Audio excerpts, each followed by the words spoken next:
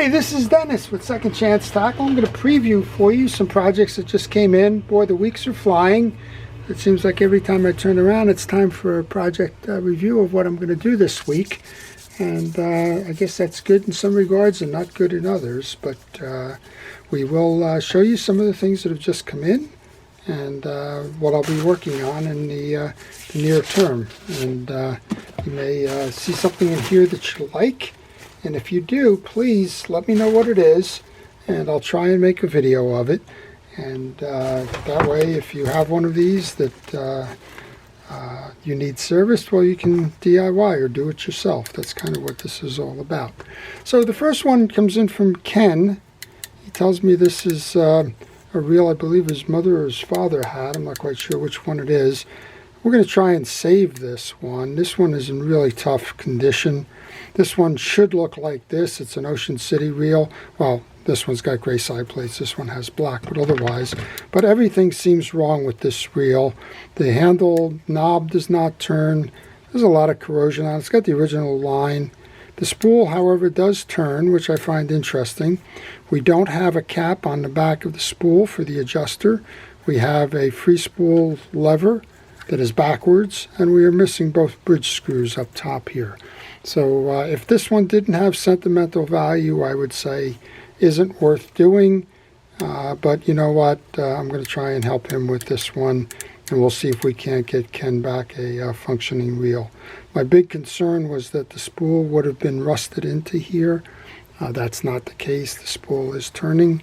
I can see that. So we'll do our best, and I'll probably try to do this one as some kind of a reclamation project.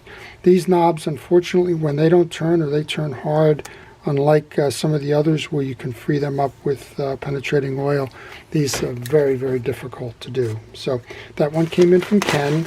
It won't look like this when we get done, but hopefully we'll get it good enough that he can put it on a pole and have a remembrance of that. So speaking of remembrances, I want to remember to thank all of our first responders, all of our frontline personnel, all of the essential personnel, all of the healthcare workers, the doctors, the EMTs, everybody that's involved in trying to keep us safe during this pandemic. All the hospital workers, regardless of whether you're in the absolute medical field or you're behind in the administrative stuff, as well as folks that are working to develop the vaccine and distribute that. Thank you for all it is that you do. I can't say enough about that. What I can say enough about is the next projects that come in. This one I'm sure is going to have the interest of some folks. I haven't done these before. That's probably why they were sent in. I have a beautiful Ocean City 300, and I'm going to be doing a storyline shortly about Ocean City's real histories. This one hardly looks used. It's a 300. I like this one. Has got a very interesting rubber drag system in it. But we're going to take this apart. We'll show you how it was made, how to service it, and if you have one of these, you'll know all about it when we get done. The other one I've never worked on before, and it was kind enough of Dick over in Philadelphia to send these in. Somebody had just mentioned working on one of these. I think they were mentioning the Rue Mur, and this one is the Rue Sport. And I like the up top system here. And we're going to show you how this one's made. I do have the handles in the box. He was good enough to take that handle off, but this one's kind of got a unique half bale structure to it. And we'll show you all about this reel and how it works. So that's the Rue Sport Deluxe, and it's a brevet reel made in France. So stay tuned for that one. I will definitely try to get that one onto a video as I work on it in the coming week or so. Next up then comes from John. I just repaired some of John's reels, and John said, stop right there, don't just work on those, come on back and help me. Now this is a Penn. It's the 200 model. It's the Surfmaster. It's got a beautiful etched side plate in the back. This is sometimes referred to as the Squidder Junior.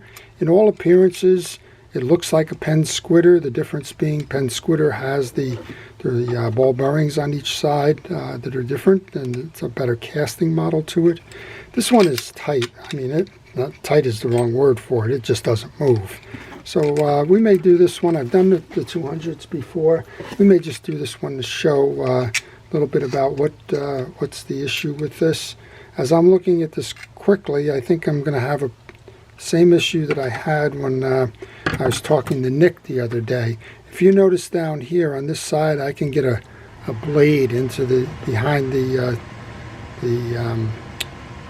spool, but up top here I can't, and that's a bent frame. So that bent frame is usually caused because the reel seat is bent. So one way to kind of do that analysis is to take the side plate off. If we can get it off, we can get it off. Yep, see this, the side plate for the most part seems to be spinning. Take the spool out.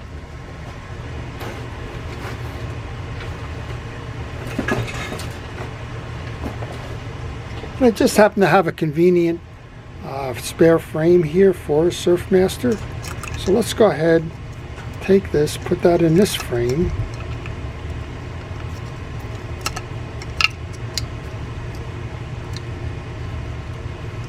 Put the plate back on.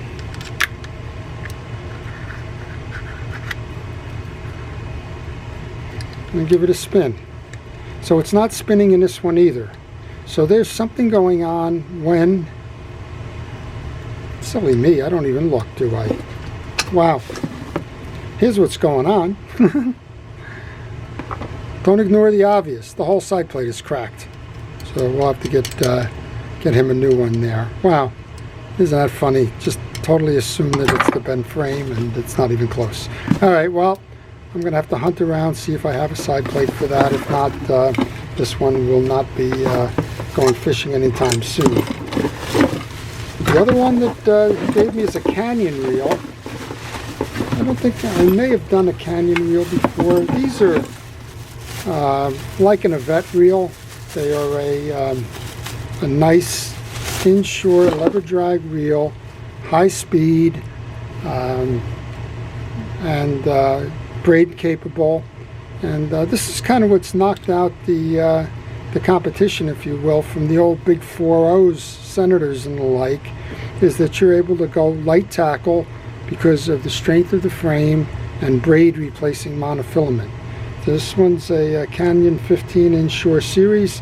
I don't think I've done that one, so we'll take that apart. We'll show you how to work on a modern lever drag, braid ready inshore trolling reel.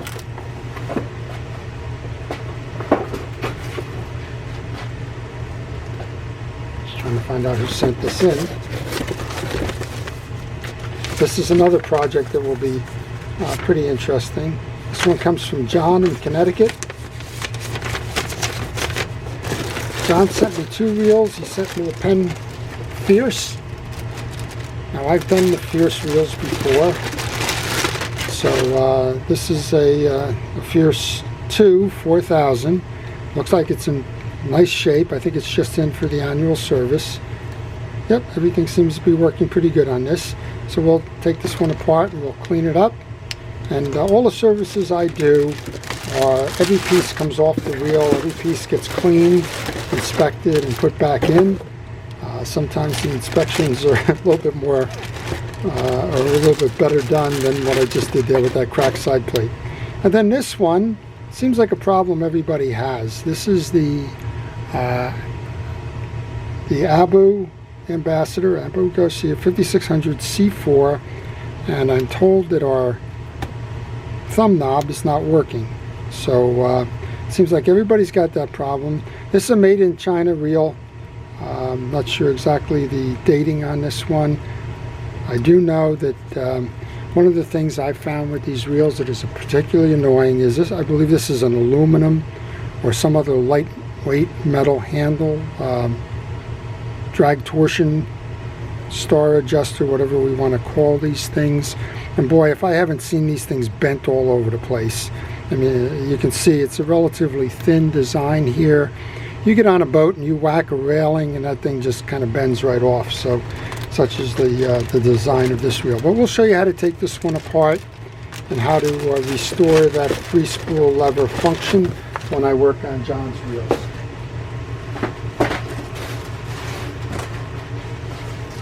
There's another one that's come in. This one's from, I think it's Pamela. Yep, this one's from Pamela. I've done this reel before. I always get some questions on it. I'm always happy to answer those questions if you have these. This is a 965 International by Penn. It's a beautiful reel. One of my favorites in that series. It's compact, it's well designed and driven. And this one, the line pawl, the worm gear, whatever it is in that level wind assembly simply isn't working. And I'm not even going to try and push that, because if you try and push that, 9 times out of 10 you're going to break the plastic idler gear that's in the back here. So the best thing to do, if you find the reel maybe at a flea market or a sale that you picked up on eBay or something like that, and they tell you that that line guide is frozen, stop. Do not do anything to try and unfreeze it by powering out of it.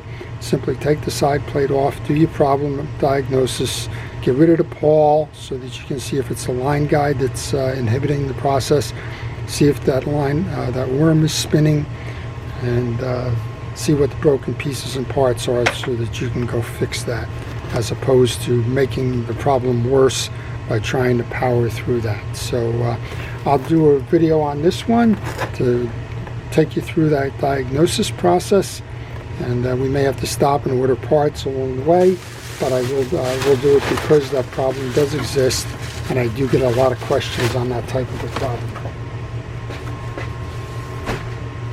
And then finally, this one's fun. This one, it's come in from Bill up in Massachusetts. I don't normally work on these reels, but Bill told me he's got a bunch of reels that he's looking forward to taking his grandchildren fishing with. And boy, if that's the case, then he asked me to tune them up. Brand new reel here.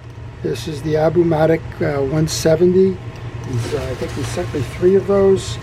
And he's also sent me a Shakespeare Wonder reel. This one's a little older, but my gosh, if they aren't in beautiful condition.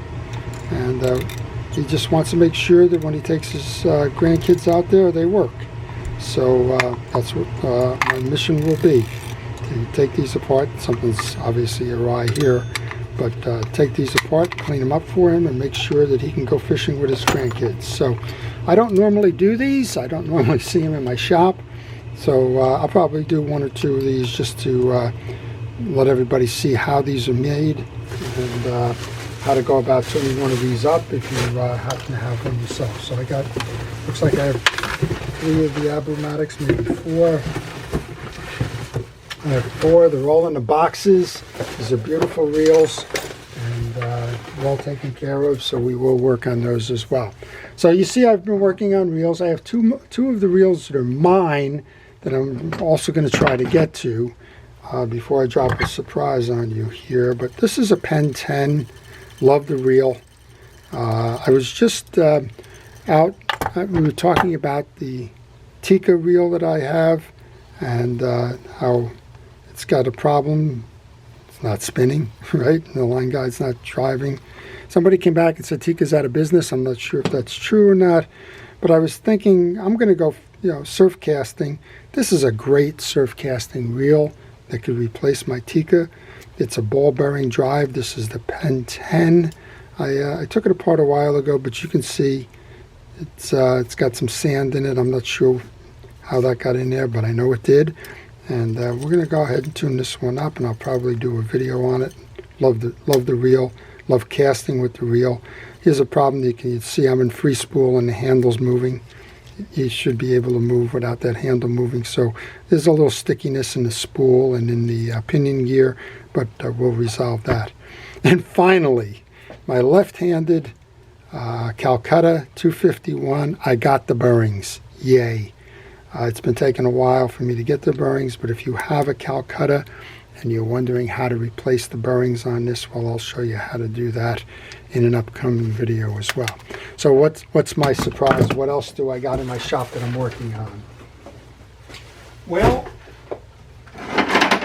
Captain Jim from the Osprey, which sails out of New York, I believe it's Port Washington, was introduced to me by one of our viewers, Nick, who's sent some reels in. You've seen me work on some of Nick's reels. They're beautiful, mostly Penn reels. Well, Captain Jim stopped by the other day. We had a preliminary conversation. He said, would you mind working on some of the reels? My fleet is in for the season now, and it's a good time to service the reels and recondition them, get me ready for the spring kind of thing. No rush. Well, it's a good thing it's no rush. Here's the first of 4 buckets of these. I think that the total is around 80. I haven't stopped to bother to count these. But some folks have asked me why, or have made the comment that it seems like it's pretty easy for me to work on a Penn reel. Well, I guess practice makes perfect. So in addition to all those other things I showed you, I'm going to get started on these. You'll notice these are just frames. I've had these cleaning. I've used a mild cleaner to get some of the salt off of it. A little trick for you: if you go to clean it in a solution, try to remove everything on the side plate except for maybe one screw. That way you can give it a bath. This is going to clean right up. This is like a soap residue at the moment. But if you leave the side plate attached, well, you're not going to get all of that cleaned on the side here. It's going to be difficult. And by the way, when you go in to do your final cleaning with your cleaning solution like a polish and that, you can get in a lot easier with the side plate off to one side or the other here, as opposed to trying to work it through, banging your hand, kind of doing it that way. So there you go. I've got my winter projects in front of me with about 80 jig masters for the Osprey fleet out of New York. Thank you, Nick, for introducing us, and thank you, Jim, for dropping these off. I'm sure it will keep me busy during the pandemic. So let's end on that note. Thank you again to all of the first responders that are out there working to keep us safe. We need to do our part, and looks like our part right now is staying indoors, and when we do go out, maintaining our social distance and making sure that we're all masked up and respecting everybody else's places as we do our essential stuff. And thank you to the essential employees, those providing the transportation, providing the food services, providing the medical care, and so on, as we try to work through this thing. So thank goodness there's a vaccine on the way, and hopefully we'll have that sooner or later, and we'll solve the issues of the day that way. So thank you for viewing. If you enjoy this, please like it. If you want to see more, please subscribe. If you want to see any of these that I've previewed, please leave them in the comments. That way I'll know if I should do one that I wasn't planning on doing. And finally, if you have a reel that needs to be repaired, well, you saw I do repairs by mail.